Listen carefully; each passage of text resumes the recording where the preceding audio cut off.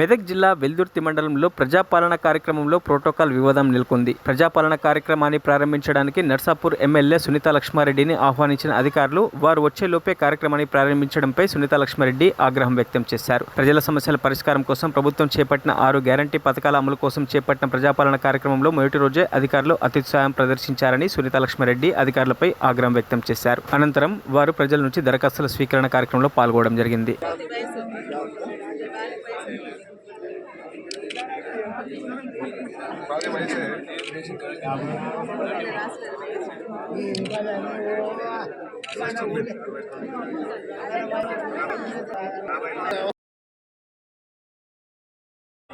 ఈరోజు ప్రజాపాలన ప్రారంభిస్తున్నటువంటి సందర్భంలో వెల్దుర్తి మండల్ మానపల్లి గ్రామానికి రావడం జరిగింది. మరి మేము గ్రామానికి వచ్చే కంటే ముందే మరి అధికారులు అత్యుత్సాహంతో మరి సీఎంస్ గారి సందేశం చదివేసి కార్యక్రమాన్ని కూడా ప్రారంభించడం జరిగింది. మేము కూడా మరి ఈరోజు ప్రభుత్వాన్ని గౌరవిస్తాం.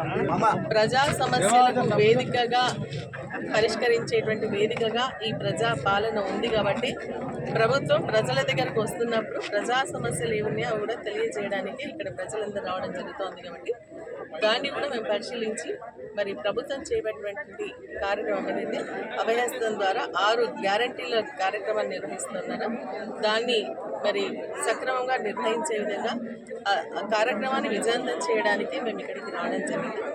కానీ ప్రోటోకాల్ విషయంలో అధికారులు మరి ఇక్కడ ఉన్నటువంటి కొంతమంది దాన్ని నిర్వీర్యపరుస్తూ ఉన్నారు. మంచి పద్ధతి ప్రభుత్వం ఏది ఉన్నా కూడా మరి ప్రోటోకాల్ పాటించాల్సినటువంటి అవసరం ఉంది.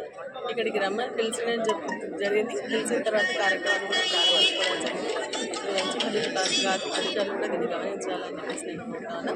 మేము కూడా ఏంటంటే ఈరోజు ప్రభుత్వంలో ఒక భాగం, ఎమ్మెల్యే అంటే ప్రభుత్వంలో ఒక భాగం. మరి శాసనాలు చేసే దాంట్లో మేము కూడా భాగస్వామ్యం తీసుకోవడం జరుగుతుంది. కాబట్టి ఈ 6 గ్యారంటీలకి సంబంధించినటువంటి సమస్యల పరిష్కారం కోసం తీసుకుంటున్నటువంటి అప్లికేషన్స్ తీసుకోవడానికి మేము కూడా ఇక్కడికి రావడం జరిగింది. మరి ఇది పూర్తిగా మేము కోరుతా ఉన్నాం. మరి బీఆర్ఎస్ పార్టీ తరఫున 6 గ్యారంటీలు ఏవైతే కాంగ్రెస్ పార్టీ ఇవ్వడం జరిగిందో వాటన్నిటి కూడా తూచా తప్పకుండా అమలు చేయాలని చెప్పేసి మేము విజ్ఞప్తి చేస్తాము. ఎందుకంటే ఈరోజు ప్రజలు దాన్ని చూస్తే ఈరోజు మరి బీఆర్ఎస్ పార్టీని కాదని ఈరోజు కాంగ్రెస్ పార్టీ అధికారంలోకి తీసుకుని రావడం జరిగింది. కాబట్టి ఇవన్నీ కూడా అప్లికేషన్స్ తీసుకుంటున్నామంటే తీసుకుంటాం, దాన్ని మళ్ళీ ఇంకా 4 నెలల తర్వాత మళ్ళీ ప్రజాపాలన పెడతాం. మరిన్ని అప్డేట్స్ కోసం మా ఛానల్ని సబ్స్క్రైబ్ చేయండి.